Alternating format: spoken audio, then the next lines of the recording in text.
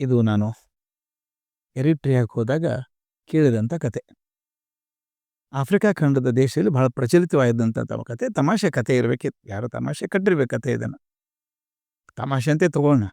ಒಮ್ಮೆ ಒಬ್ಬ ಪ್ರವಾಸಿ ಆಫ್ರಿಕಾ ಖಂಡ ನೋಡೋಕೆ ಹೋದ. ಅಲ್ಲಿ ಪ್ರಕೃತಿ ಸೌಂದರ್ಯ ನೋಡಿದ. ಅಲ್ಲಿ ಕಾಡುಗಳಿದ್ದಂಥ ಅಸಂಖ್ಯ ಪ್ರಾಣಿ ಸಮೂಹಗಳನ್ನು ಕಂಡು ಬೆರಗಾಯ್ಕೆ ಹೋದ. ಎಷ್ಟು ಚಂದ ಸ್ವಾಮಿ, ಆಫ್ರಿಕಾಕ್ಕೆ ಹೋಗ್ಬೇಕು ನೀವು, ಅಲ್ಲಿ ಪ್ರಾಣಿಗಳ ವೈಭವ ನೋಡಬೇಕು. ಯೋ ನಾನು ಸೌತ್ ಆಫ್ರಿಕಾಕ್ಕೆ ಹೋದಾಗ ಅಲ್ಲಿ ಜಾರ್ಜ್ ಅನ್ನೋ ಜಾಗಕ್ಕೆ ಹೋದಾಗ ಅಲ್ಲಿ ಹೋಗಿ ಕರ್ಕೊಂಡು ಹೋಗ್ತಾರೆ. ನೋಡಿದ್ರೆ ಅದ್ಭುತ ಅನಿಸ್ಬಿಡ್ತು. ಹಾಗೆ ಇವನು ಬೆರಗಾದ. ಒಂದು ದೇಶದಿಂದ ಮತ್ತೊಂದು ದೇಶದಲ್ಲಿರುವಂತಹ ಜನ ನಡತೆಗಳಲ್ಲಿ ವ್ಯತ್ಯಾಸ ಗಮನಿಸ್ತಾ ಸಾಮಾನ್ಯವಾಗಿ ಪ್ರದೇಶಕ್ಕೆ ಹೋದಾಗ ಮಾರ್ಗದರ್ಶಕನನ್ನು ಕರ್ಕೊಂಡು ಹೋಗ್ತೀವಿ. ಯಾಕಂದ್ರೆ ಅಲ್ಲಿ ಹೋದ ದಾರಿ ತಪ್ಪೋದು ಸುಲಭ. ಒಬ್ಬ ಕರ್ಕೊಂಡು ಇವನು ಕಾಡಿಗೆ ಹೋದ. ಈ ಕಾಡಿಗೆ ಹೊರಟಾಗ ಅನಿರೀಕ್ಷಿತವಾಗಿ ಕಾಡಾನೆಗಳ ಹಿಂಡು ಬಂದ್ಬಿಡ್ತೀವಿ ಇವ್ರ ಕಡೆಗೆ. ಅವ್ರ ದಾಳಿಯನ್ನು ತಪ್ಪಿಸ್ಕೊಳಕ್ಕೆ ಇಬ್ಬರು ಆ ಕಡೆ ಈ ಕಡೆ ಓಡಿದ್ರು. 3-4 ತಾಸುಗಳ ನಂತರ ಆನೆ ಚೆದರಿ ಹೋದಾಗ ಇಬ್ಬರು ಬೇರೆ ಬೇರೆ ಆಗಿದ್ರು. ಈ ಪ್ರವಾಸಿ ಮಾರ್ಗದರ್ಶನ ಹುಡುಕಿ ಸುಸ್ತಾದ. ಇಲ್ಲ, ಮಾರ್ಗದರ್ಶಿನೇ ಇಲ್ಲ. ಆಯಿತು, ಯಾವುದೋ ತಿಳಿದ ದಾರಿಯಲ್ಲಿ ಹೊರಟ. ಯಾವುದೋ ಗುಡಿಸ್ಲು ಊರು ಸಿಕ್ಕಿತ್ತು, ಅವ್ರನ್ನ ಕೇಳ್ಕೊಂಡು ಹೋಗೋಣ ಅಂತ ಹೋದ. ಯಾವ ಊರೂ ಸಿಗಲಿಲ್ಲ. ಬದಲ ಕಾಡು ಇನ್ನಿಷ್ಟು ದಟ್ಟ ಆಗ್ತಾ ಇತ್ತು. ತಾನು ಹೃದಯವನ್ನು ಕೈಯಲ್ಲಿ ಹಿಡ್ಕೊಂಡು ಗಾಬರಿಯಲ್ಲಿ ಸಾಗಿದ. ಮುಂದೆ ಹೋದ ಮೇಲೆ ಧಪ್ ಅಂತ ಯಾರೋ ಮರದ ಮೇಲಿನ ಜಿಗದಂಗೆ ಆಯ್ತು.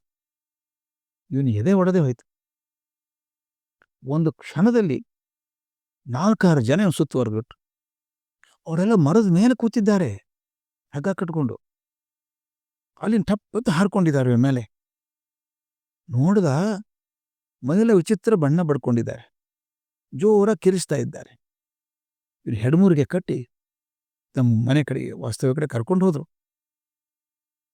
ಅದೊಂದು ಅರ್ಧ ದಿನ ಇರೋದಕ್ಕೆ ಅವ್ನಿಗೆ ಗೊತ್ತಾಯ್ತು ಏನಂದ್ರೆ ಇವ್ರು ನರಭಕ್ಷಕರು, ಮನುಷ್ಯರನ್ನು ಕೊಂದು ತಿನ್ನೋರು, ತನ್ನ ಕೊಂದು ತಿಂತಾರೆ ಅಂತ ಖಚಿತ ಆಯ್ತು. ಯಾಕಪ್ಪ ಪಾರಾಗೋದು ಅಂತ ಯೋಚನೆ ಮಾಡ್ದ. ಅವ್ನಿಗೊಂದು ವಿಚಾರ ಹೊಳಿತು.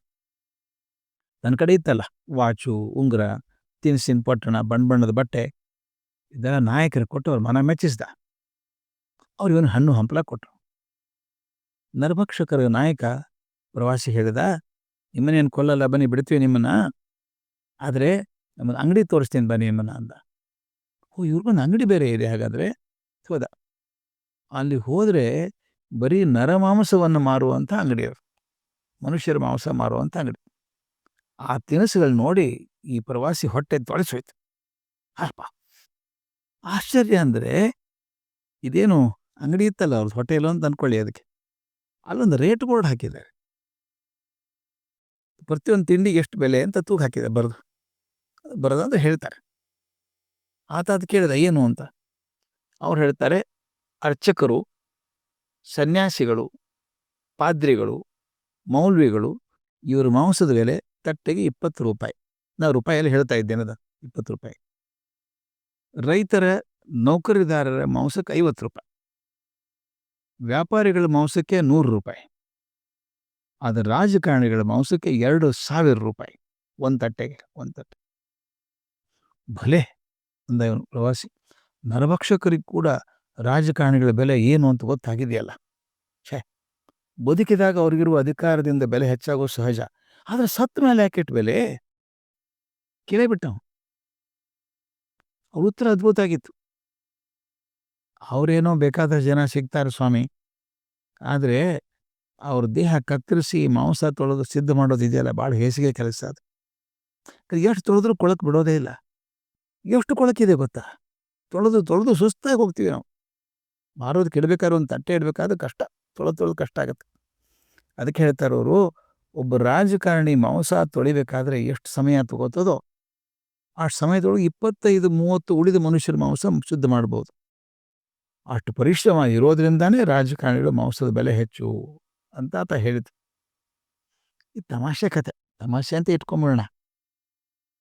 ಆದರೂ ನಮ್ಮ ಸುತ್ತಮುತ್ತಲ ವಾತಾವರಣ ನೋಡಿದಾಗ ಅದು ತಮಾಷೆಗಿಂತಲೂ ಇನ್ನೇನೋ ಹೆಚ್ಚಾಗಿ ಹೇಳ್ತದೆ ಅಂತ ಅನ್ಸೋದಿಲ್ವಾ? ಹಾಗೆ ಭಾಳ ಸಾಗತ್ತೆ.